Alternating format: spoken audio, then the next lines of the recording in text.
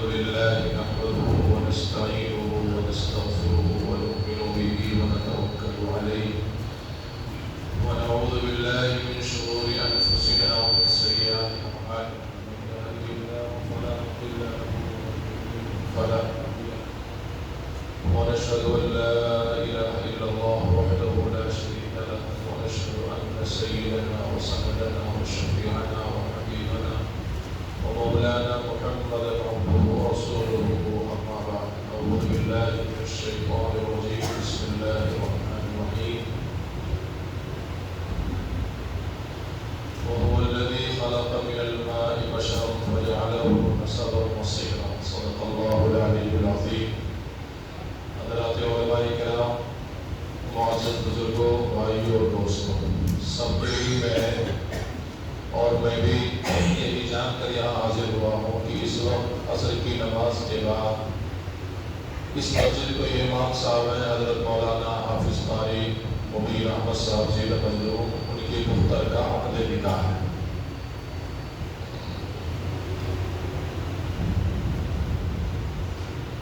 عقد نکاح کیا ہے، اس کی ضرورت کیا ہے، اس کا طریقہ کیا ہے، کتابوں میں لکھا ہوا ہے. ہم سب لوگ عملی زندگی میں اسے سمجھتے ہیں، جانتے ہیں، اس کے مطابق عمل کرتے ہیں.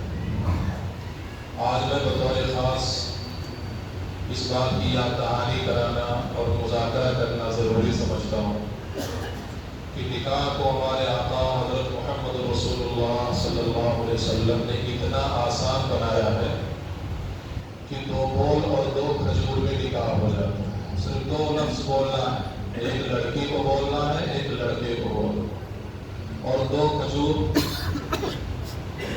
دے دینا.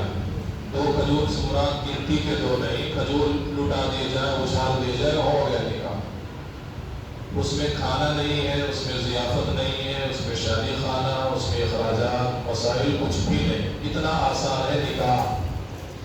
لیکن آج ہم لوگوں نے نادانی سے، ناسمجھی سے یا شوق اور واہ واہی میں نکاح کو بہت مشکل بنا رکھا.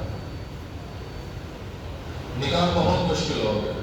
اپنے شہر کو لے لیجیے، گلبرگہ جی کو، تعلیم یافتہ لوگوں کا، پڑھے لکھے لوگوں کا، نمازی، حاجی، بلکہ تہجد گزار لوگوں کا، بلکہ داعی اور مبلغ لوگوں کا نکاح بھی، ان کے بچے بچیوں کا نکاح بھی کافی مہنگا ہو رہا ہے. بہت مہنگا نکاح ہو رہا ہے. ہم آگرہ میں جس شہر میں رہتے تھے اور اب بھی برائے نام رہ رہے ہیں، وہاں ایک کمیٹی بنی تھی نوجوانوں کی. اس کا ایجنڈا یہ تھا کہ بچے اور بچیاں چوری چھپے جو دوستی کر رہے ہیں اور جسم کے غلط رشتے قائم کر رہے ہیں، اس سے روکا جائے. تقریباً 600 نوجوانوں کی تنظیم اور کمیٹی بنی تھی کہ چوری چھپے دوستی کرنے والے اسکولوں اور کالجوں میں اور محلوں میں اور گھومنے اور سیر و تفریح کے نام پہ جو دوستیاں ہو رہی ہیں، تعلقات ناجائز قائم ہو رہے ہیں، اس سلسلے میں رکاوٹ ڈالی جائے، دھمکایا جائے، ان کو پکڑا جائے، ان کو رسوا کیا جائے. ابتدائی مرحلے میں ان کے ماں باپ کو آگاہ کیا جائے اور ان کے ذریعے سے افہام و تفہیم سے کام لیا جائے. اس کی ایک بڑی میٹنگ ہوئی، اس میں میں بھی لیا ہوا تھا. میں نے یہ کہا یہ کام قابو میں آئے گا نہیں. یہ جمہوری ملک ہے. اس جمہوری ملک میں جسے حکومت بالغ کہہ رہی ہے، جو بالغ ہو گیا، لڑکا ہو یا لڑکی ہو، اس کو روکنے کا حق نہیں ہے. سمجھا سکتے ہیں مگر دھمکا نہیں سکتے، ڈرا نہیں سکتے. اگر کرے گی تو آپ کے خلاف مقدمہ قائم ہوگا، آپ کو جیل جانا پڑے گا اور نہ معلوم کیا کیا ہوگا. آپ وہ طریقہ اختیار کیجئے کہ اس طرح کے حالات پیدا نہ ہونے پائے. ان 600 نوجوانوں سے میں نے اللہ کا واسطہ دے کر کے یہ وعدہ لیا کہ آپ لوگوں میں جس کا نکاح نہیں ہوا ہے وہ خدا کو حاضر و ناظر سمجھ کے ہاتھ اٹھائے اور یہ وعدہ کرے مجھ سے کہ ہم اپنی شادی میں، اپنے بیاہ میں، اپنے نکاح میں جہیز نہیں لیں گے، سونا نہیں لیں گے، پیسہ نہیں لیں گے، گاڑی گھوڑا نہیں لیں گے، دلہن والوں کی طرف سے کپڑا ہم نہیں لیں گے. انہوں نے اللہ کا نعرہ مارا اور اللہ کے بندوں کا بھی نعرہ مارا اور ہاتھ اٹھا کر کے انہوں نے کچھ نے تو دکھایا کہ ہم نے وعدہ کیا تھا آپ سے، ہم نے عمل کر کے دکھایا، 10-5 لوگوں نے، ان کے نے کیا اور لوگوں نے بھی کیا ہو۔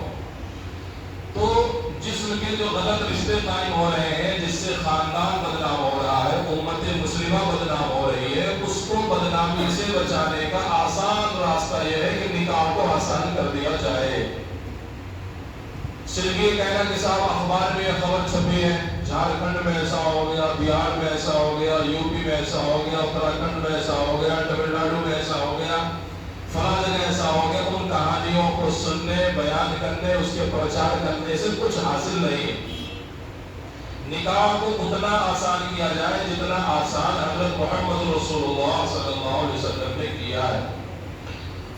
میں کہتا رہتا ہوں، اکابر علماء بھی یہاں موجود ہیں، کہ اگر علماء، ائمہ، مؤذنین، جماعت کے امیر، صاحبان، خواص، مسجد کمیٹیوں کے ذمہ داران، ممبران، کالجوں اور اداروں کے جو ذمہ داران ہیں، جن کو خواص کہہ لیا جائے، مذہبی اعتبار سے جو لوگ خواص ہیں، اگر یہ خواص عملی طور پر اس کام کو شروع کر دیں، انشاءاللہ ثم انشاءاللہ مہینہ 2 مہینہ نہیں لگے گا، شہر کا نظام بدل جائے۔ کرنا پڑے، آپ مسجد کے ذمہ دار آ رہے ہیں تو سارے کے سارے ذمہ دار طے کریں، مسجد کا کوئی بھی ٹرسٹی، کوئی بھی ممبر، شورا کا کوئی بھی ادنا سے ادنا ممبر بھی اپنی سرپرستی میں ہونے والے نکاح کو سنت طریقے پہ کرے گا، رسوم و رواج کے مطابق نہیں کرے گا، محلہ سدھر جائے گا۔ امام صاحب بھی نہیں کریں گے، مؤذن صاحب بھی نہیں کریں گے، نائب امام صاحب نہیں کریں گے، مکتب کے استاد نہیں کریں گے، پڑھنے والے بچے اپنے گھروں کو سمجھائیں گے، محلے کے امیر صاحب، جماعت میں نکلنے والے ساتھی اور جو بزرگوں سے بیعت ہے، مرید ہوئے ہیں، یہ سارے لوگ مذہبی اعتبار سے جو خواص ہیں، وہ سارے کے سارے لوگ آقا مدنی حضرت محمد رسول اللہ صلی اللہ علیہ وسلم کے طور طریقے کو صرف زبان میں، الفاظ میں نہیں، عمل میں لانے کی فکر کریں، مہینے 2 مہینے میں نظام بدل جائے۔ مجھے اجازت دیں میں اس بات کہوں، میں بھی مجرم ہوں، شادی خانوں میں جاتا ہوں، کرسی بیٹھ کے کھانا کھاتا رہتا ہوں، بہت دفعہ کھایا، لیکن ہر دفعہ احساس ہو رہا کہ میں غلط کر رہا ہوں۔ لیکن یہ احساس کرنا بھی میں سمجھتا ہوں ایک دن ذریعہ بن جائے گا کہ ہم نہیں جائیں۔ ان کے لحاظ مروت میں یا اپنے کو مہمان پردیسی سمجھ کر کہ ہمارے کھانے کا کہیں انتظام نہیں ہے، دوستوں کی مجلس سے چلے گئے، کھا لیا۔ مگر اس ماحول میں رہتے رہتے میں نے چند لوگوں کو مشورہ دیا تھا، ان میں سے ایک صاحب نے عملی طور پر کر کے دکھایا کہ اپنے بیٹے کا ولیمہ انہوں نے ایک شادی خانے میں فرش بچھایا اور فرش کے اوپر انہوں نے کھانا کھلایا، کرسیاں ہٹوائی۔ کہہ رہے تھے نہیں عمل ہو پائے گا، لیکن ہوا، اس شہر میں ہوا، بڑی تعداد میں لوگ آئے، نیچے شاندار فرش بچھایا گیا، دسترخوان بچھا گیا، اور محبت کے ساتھ، بڑی عظمت کے ساتھ دعائیں پڑھ کر کے بہت اچھے خوشگوار ماحول میں لوگوں نے کھانا کھایا۔ معذورین ہیں، وہ نماز بھی کرسی میں پڑھیں گے، وہ استنجا اور ضروریات سے بھی کرسی انداز کے جو ٹوائلٹ بنے ہیں وہاں فارغ ہوں گے، وہ گھروں میں کرسی بیٹھیں گے۔ اگر ایسے معذور حضرات شادی خانوں میں کرسی بیٹھ کے کھا رہے ہیں تو میں سمجھتا ہوں مؤاخذہ اور پکڑ نہیں ہو، لیکن عام لوگ جب سمجھ رہے ہیں کہ ہاتھ دھل کر کے کھانا کھانا، ایک لگائے بغیر کھانا، جوتے چپل اتار کر کے کھانا، دسترخوان بچھا کے کھانا، یہ سنت ہے، ہم سب مان رہے ہیں۔ تو اس سنت کو ہم کو چاہیے کہ ولیمے میں بھی انجام دینے کی کوشش کریں۔ اس مسجد کے امام صاحب اس اعتبار سے پورے علماء برادری اور پورے تنظیم العلماء والائمہ، جمعیت علماء، علماء کی، ائمہ، مؤذنین کی، خواص کی جتنی بھی چھوٹی بڑی تنظیم جس نام سے بھی ہو سکتی ہے، سب کی طرف سے مبارکباد کے مستحق ہیں، اس لحاظ سے کہ امام صاحب نے اپنی دختر کا نکاح ایسے گھر میں کرنے کی فکر کی، کوشش کی اور کامیاب بھی ہو گئے کہ سامنے والوں نے کسی بھی چیز کا مطالبہ نہیں کیا جو میری معلومات میں۔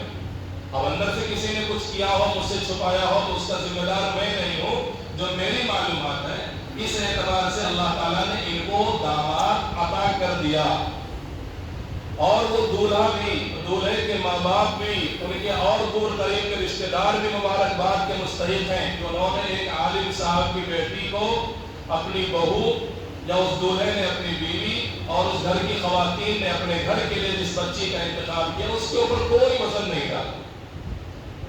لڑکی والے بیچارے مجبور ہوتے ہیں. اگر لڑکے والے پہل کریں، دولہا پہل کریں، دولہے کے سرپرست لوگ پہل کریں تو بڑی آسانیاں ہو سکتی ہیں. اللہ تعالیٰ دونوں حضرات کو برکت نصیب فرمائے، سہولت اور عافیت کا معاملہ. یہ امام صاحب اور دولہا اور دولہے کی ذمہ داران اس اعتبار سے بھی مبارکباد کے مستحق ہیں کہ انہوں نے آج جمعے کے دن مسجد میں عصر کے بعد نکاح کر کے ایک نکاح میں 3 سنتوں کو یکجا کر دیا. علماء لکھتے ہیں کہ نکاح میں مکان کی سنت یہ ہے کہ جگہ اور مکان اللہ کا گھر ہو. ایام اور دنوں میں سنت یہ ہے کہ وہ جمعے کا دن ہو. اوقات اور ٹائم میں سنت یہ ہے کہ جمعے کے دن عصر کی نماز کے بعد ہو. الحمدللہ ثم الحمدللہ یہ نکاح مسجد میں ہو رہا ہے، وہ سنت بھی زندہ ہو رہی ہے. جمعے کے دن ہو رہا ہے، دن والی سنت بھی ادا ہو رہی ہے. عصر کے بعد ہو رہا ہے تو وقت اور ٹائم والی سنت بھی زندہ ہو رہی ہے. اگر آپ کو یہ چیز یاد رہ سکے، کوئی کچھ کہنا چاہے؟ اچھا اتر بات. ہم لوگ مدرسے میں سبق پڑھانے والے ذرا سی آواز ہوئی تو متوجہ ہو جائیں. شاید کسی طالب علم کو کوئی شبہ پوچھنا چاہے ہم لوگ سبق روک کر کے جواب بھی دیتے ہیں. تو یہ 3 سنتیں بیک وقت زندہ ہو رہی ہیں الحمدللہ. آئندہ جن نوجوانوں کا نکاح ہونا ہے وہ بھی کوشش کریں کہ جمعے کے دن مسجد میں عصر کے بعد نکاح کریں. جو لوگ اپنے بچے بچیوں کے یا خاندان کے سرپرست اور ذمہ دار ہیں وہ حضرات بھی اس کی فکر کریں. ایک دم سے فرض واجب یہ نہیں کریں گے تو گناہ ہو جائے گا ایسا نہیں ہے. فضیلت ہے، ثواب ہے،